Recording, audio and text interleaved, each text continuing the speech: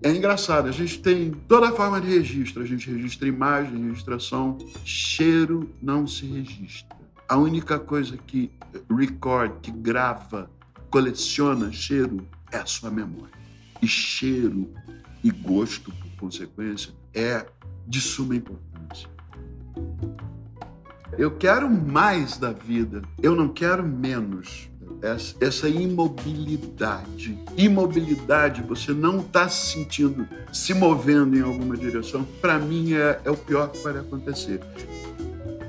Tá começando Cadê a Receita, Rita Lobo? Toda terça-feira a gente se encontra aqui na minha cozinha. Mas não é para preparar um prato, não. É para bater papo e ouvir deliciosas receitas de vida. Vamos lá? Cadê a Receita, Rita Lobo? Apoio Azeite Andorinha. Essa primeira edição de 2021 já começa cheia de graça, de energia, de alegria, graças ao meu convidado especialíssimo. E a gente conversou sobre tanta coisa, da infância política, da música, a abóbora, que é o alimento tema desse episódio. Mas antes de começar, anota aí os ingredientes. 40 anos de carreira solo, mais de 20 álbuns, milhões de discos vendidos, dezenas de hits que embalaram a vida de gerações de brasileiros, inclusive a minha.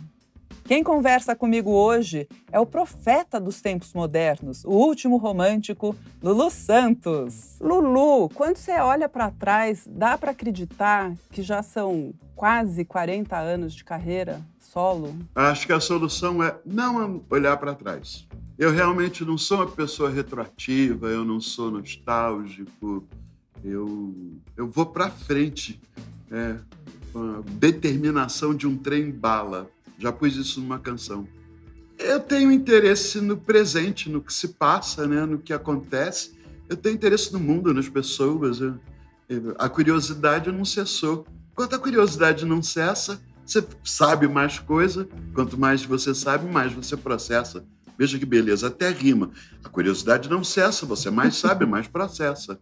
Um haikai para nós, nesta manhã. De graça, um haikai. Para começar. Cadê a receita, Rita Lobo? Não temos, mas temos haikai. Aliás, você já criou frases tão marcantes que fazem parte da trilha sonora de muita gente.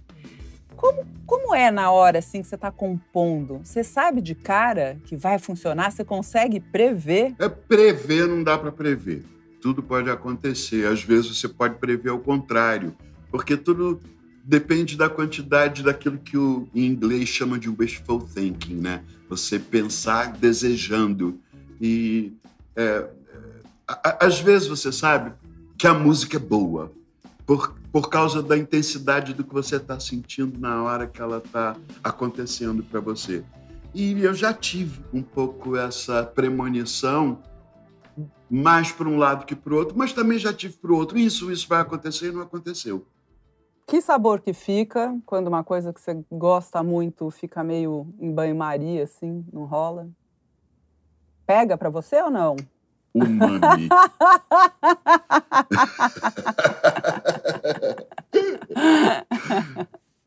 Umami. É um sabor que é um sabor praticamente inventado. Indefinido. Mas, evidentemente, o sabor não é doce. Mas provavelmente vem alguma gota de sabedoria e aprendizado.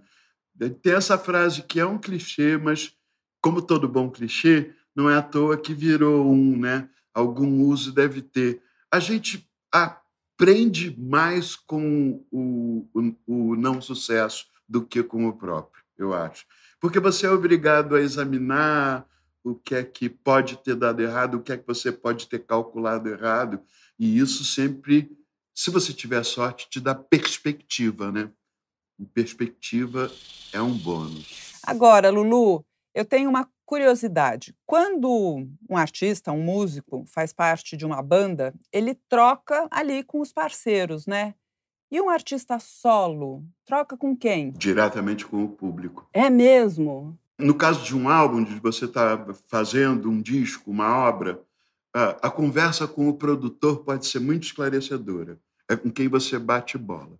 É como um editor para uma pessoa que escreve. Recentemente estava lendo a autobiografia de Nelson Motta, que se chama Docemente de Si para a Lua.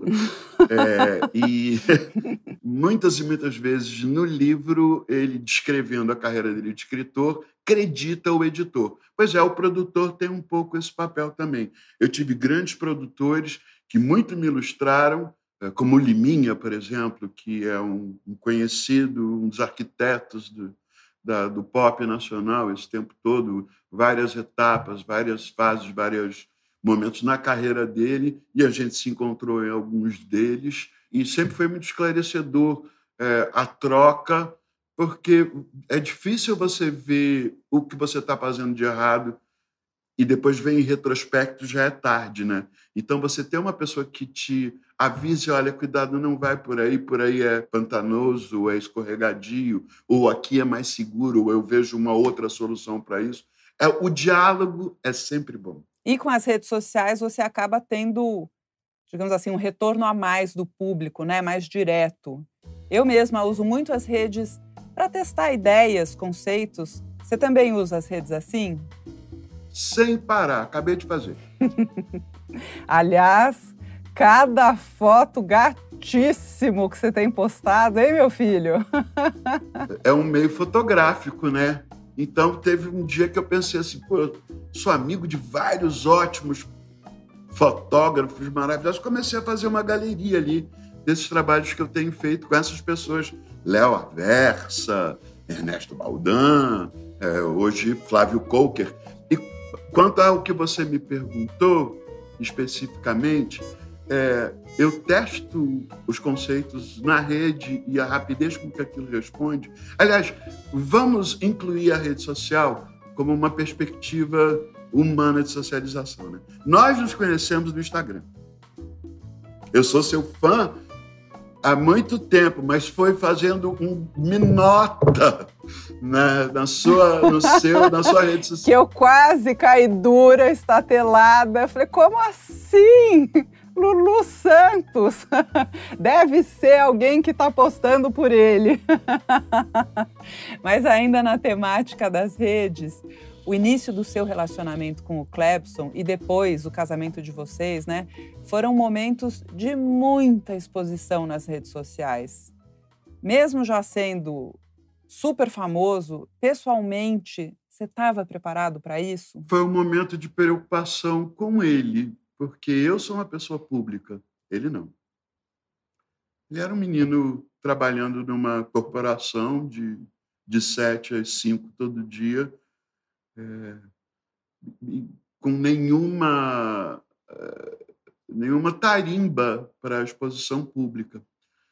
Por outro lado, de bobo, Clebson não tem nada. E é uma pessoa completamente de hoje em dia e completamente conectada. É uma pessoa, ele tem 28 anos, como toda pessoa de 28 anos, o tempo dele é dividido entre o que ele está fazendo e o celular. O celular e toda a informação que ele capta ali. Às vezes eu até falo para ele que eu gostaria que ele dividisse um pouco menos a atenção dele dessa forma, porque eu, para mim, acho isso. Uma coisa que você não pode fazer é tocar, ou compor, ou cantar e ficar olhando o celular ao mesmo tempo. Você não pode fazer isso. Ou você se dedica a fazer aquilo pelo tempo que você está fazendo, ou você para e fica... Porque eu acho que é uma interrupção do fluxo de pensamento e acaba ficando muito fracionado. É o meme de 30 segundos que você passa 1 hora vendo uma coleção daquilo. Você ganhou muito pouco, afora 2 ou 3 risadinhas, né? Talvez melhorou seu humor, mas em tempo muito rápido, para mim, me dá uma sensação de vazio. Então, isso é uma coisa que eu tento chamar a atenção para ele, meio inutilmente. Às vezes, até sou bem-sucedido. A gente está andando no Rio de Janeiro, de carro, ele está olhando no celular. Não, agora que ele está dirigindo mais. Eu falo assim, mano, deixa isso e olha a paisagem, olha em volta. Por outro lado, foi na rede social que a gente se conheceu, e foi através de um comentário que ele fez do álbum Baby Baby, que eu fiz com a obra de Rita Lee, e foi a forma que ele se expressou que me chamou a atenção. Eu falei para ele, 1 em 1 milhão. Se naquela época tinha 1 milhão de pessoas me seguindo, aquela uma pessoa, pela linguagem, conseguiu me cativar. Então, é uma coisa interessante, é um meio visual de fotografia, de exposição, de felicidade compulsória, de belezas e ângulos e duck face. Por outro lado, é um meio de texto também, né? Toda a internet é texto. E eu acho que linguagem é estrutura mental. O jeito que a pessoa escreve é o jeito que a pessoa articula o pensamento.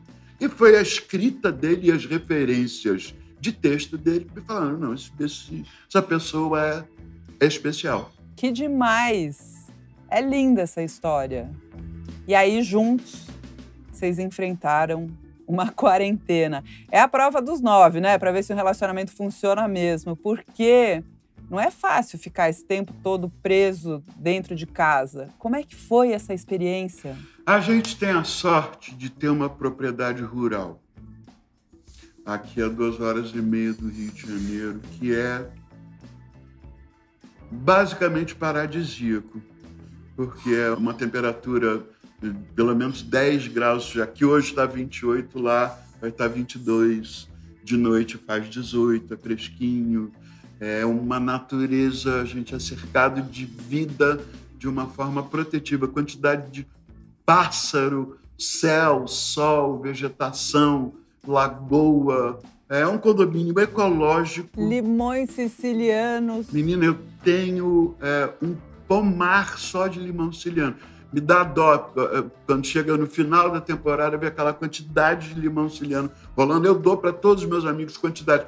E eu adoro limão siciliano, eu adoro o cheiro, o sabor. Eu coloco casca de limão siciliano em praticamente tudo que eu coloco, que eu faço, que eu bebo, todas as bebidas, suco de maçã. Bom, vou aproveitar que a conversa vai chegando mais perto da cozinha para te perguntar como é que foi o fogão nesse período pandêmico. Me aventurei demasiadamente e eu engordei bem mais do que eu queria.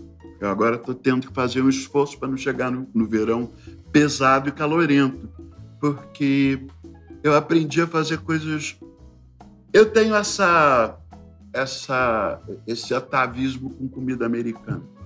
Quando eu tinha 5 anos de idade, minha família, meu pai é um militar de aeronáutica, um engenheiro aeronáutico, foi transferido dos Estados Unidos para fazer um curso de aperfeiçoamento da tecnologia de motores a jato, que estava sendo implantado no Brasil naquela altura, vou falar 58, 57 para 58. Uau, final da década de 50. Imagina. Aí você foi a família toda. E ficamos 1 ano e meio, quase 2 anos. Onde vocês ficaram lá? Primeiro, numa comunidade chamada Rantoul, no estado de Illinois, a cidade de Champaign-Urbana, 2 cidades geminadas que são o centro de referência. E o que vocês comiam por lá? Uma das coisas que eu mais gostava na infância era Sloppy Joe, que é uma carne moída molhada que você bota num pão de cachorro-quente e é uma delícia de comer.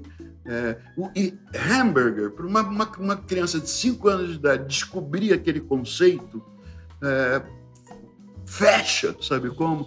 E muitas outras coisas, todos os waffles, todos os carboidratos engordativos que você pode imaginar. Eu entendi. Depois desse período por lá, você ficou com essa ligação afetiva com a comida americana, né?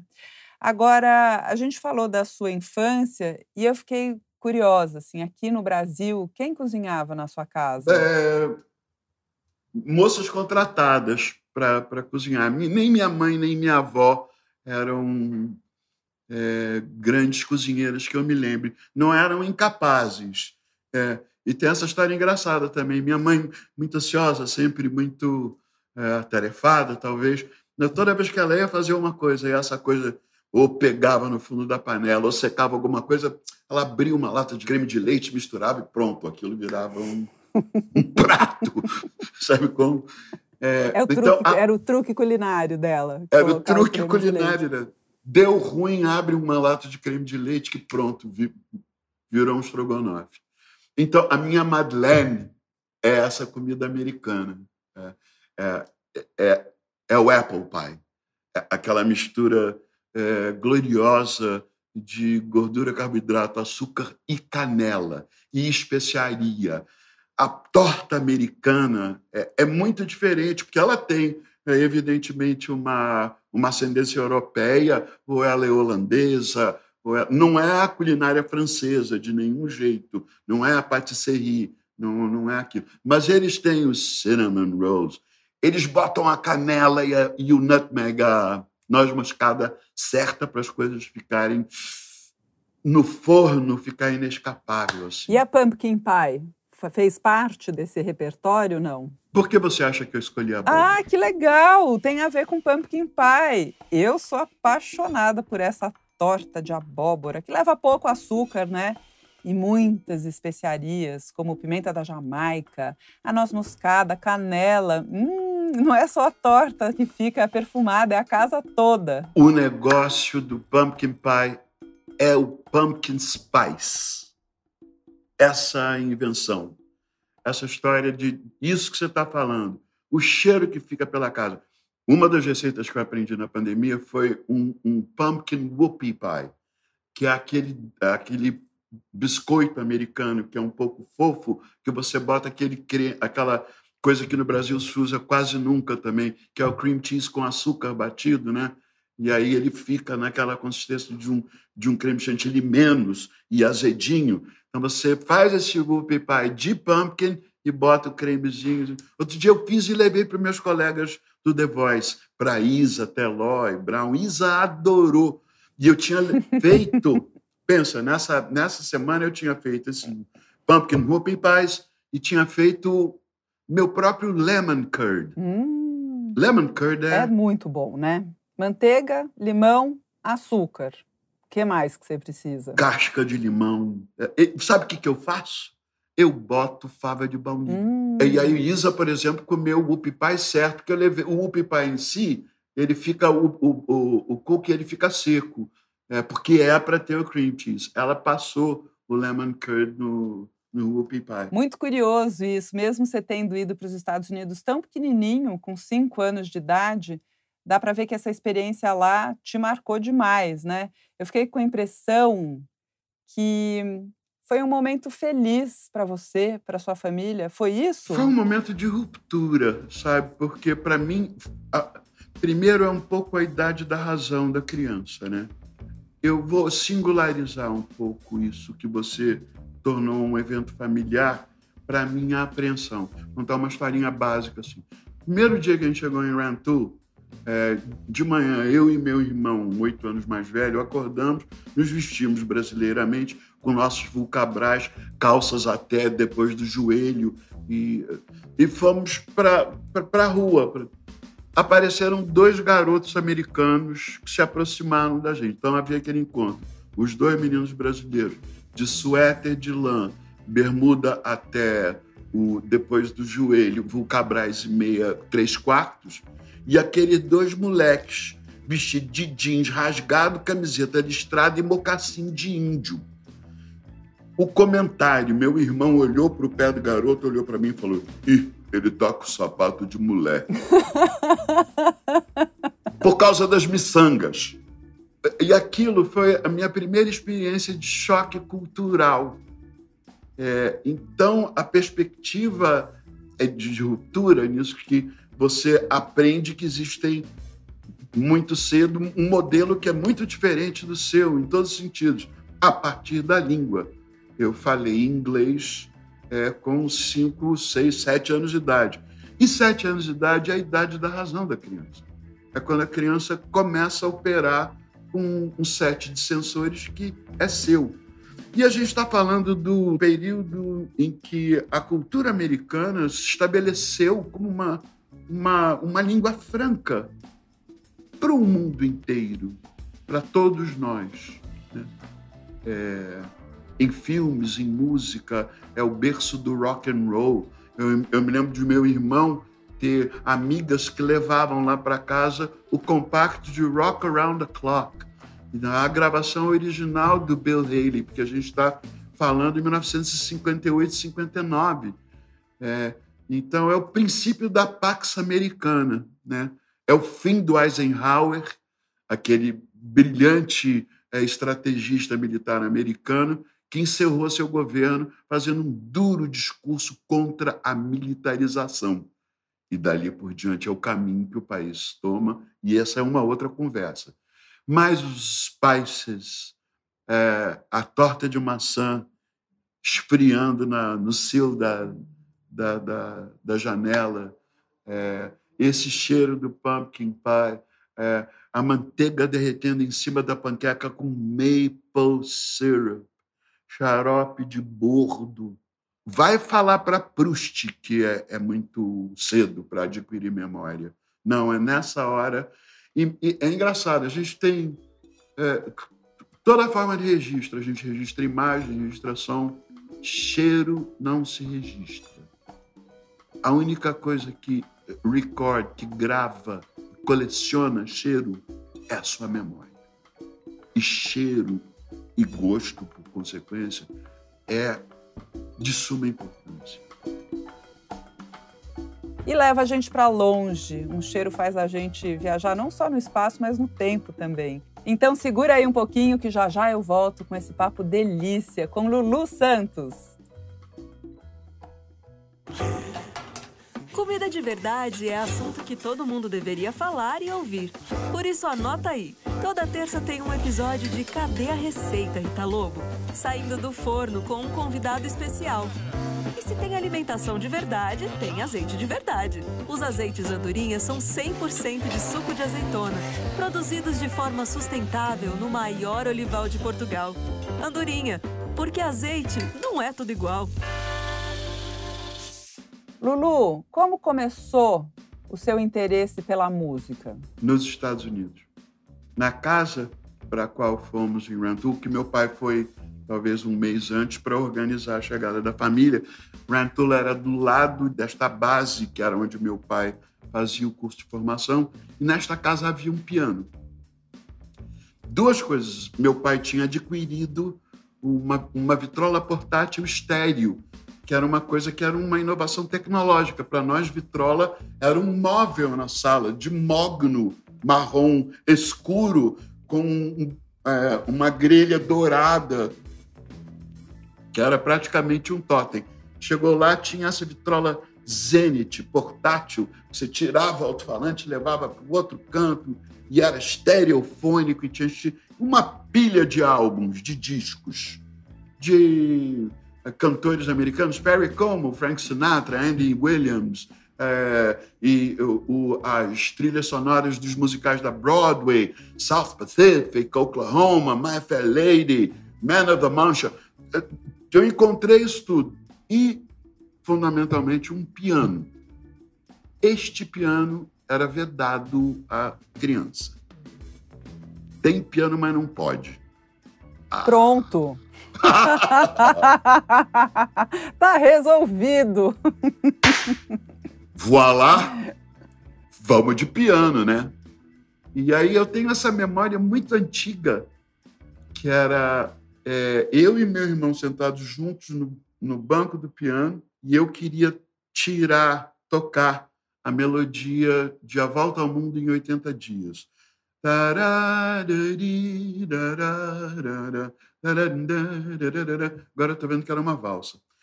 E aí eu comecei a catar milho para tirar a melodia. Meu irmão me dizia, como é que faz a música? Eu falava...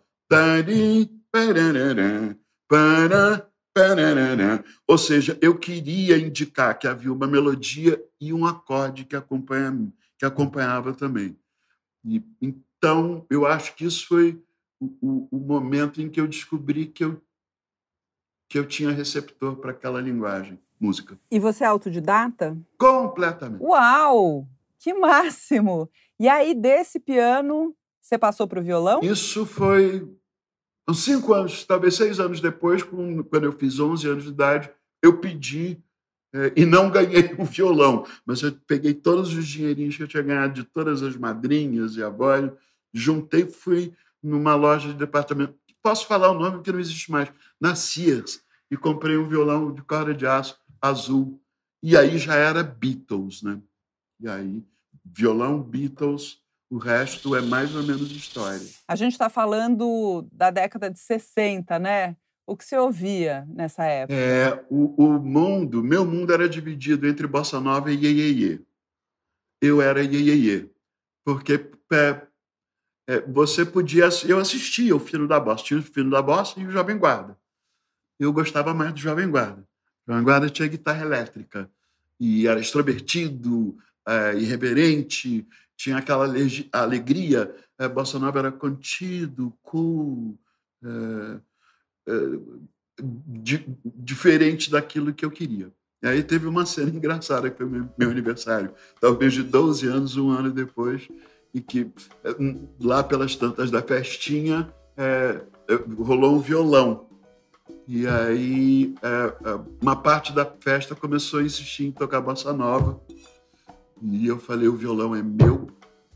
Aqui no violão só toca iê. Peguei, levei embora. Eu não era da bossa nova, eu era de Roberto Erasmo, Jorge Ben, das pessoas que apareciam no programa que tinha essa semelhança com o que me excitava vendo os filmes dos Beatles. Aquela irreverência, aquela alegria. A gente vivia o princípio dos anos de chumbo no Brasil, né? E um recrudescimento muito grande daquilo que a gente achava naquela altura, e pouco tempo depois que a gente ia se livrar, e que estranhamente parece que há quem tenha nostalgia dessa situação. Pois é.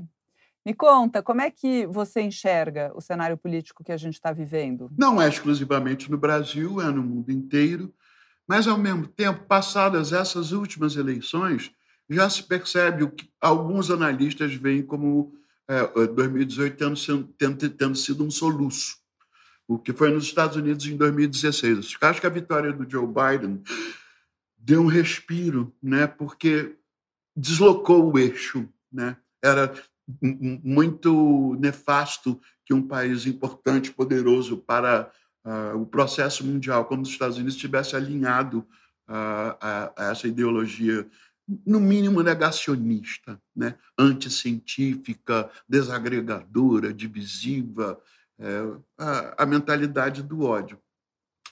E essas últimas eleições municipais no Brasil demonstraram essa coisa que é o achado lugar comum, que se chegou à conclusão que o grande derrotado foi o radicalismo. Então, nem para um lado, nem para o outro. O que, para nós todos, na realidade, seria adequado se não houvesse uma pulsão para o lado direito, que não é conveniente, né? Porque não traz o nível de desenvolvimento humano que o país merece, vamos dizer assim. Mas eu acho que houve avanços. Houve avanços. Na minha cidade, no Rio de Janeiro,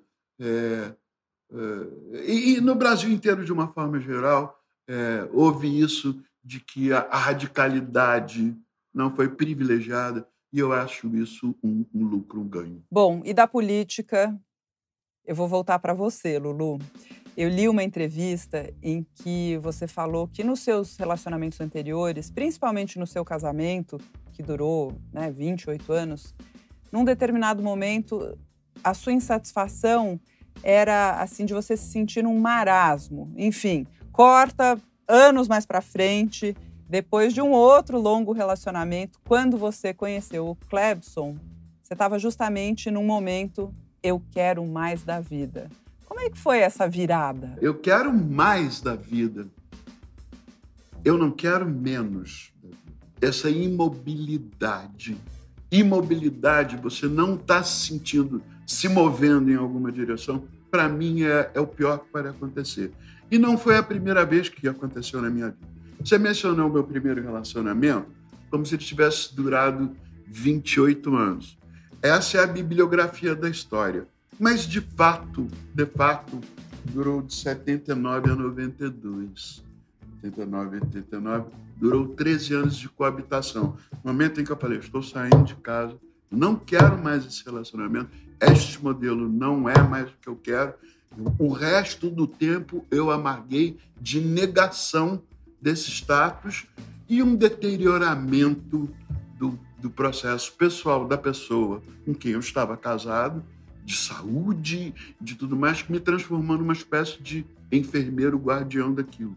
E foi este tempo que passou, era isso, mas de fato o relacionamento acabou em 1992.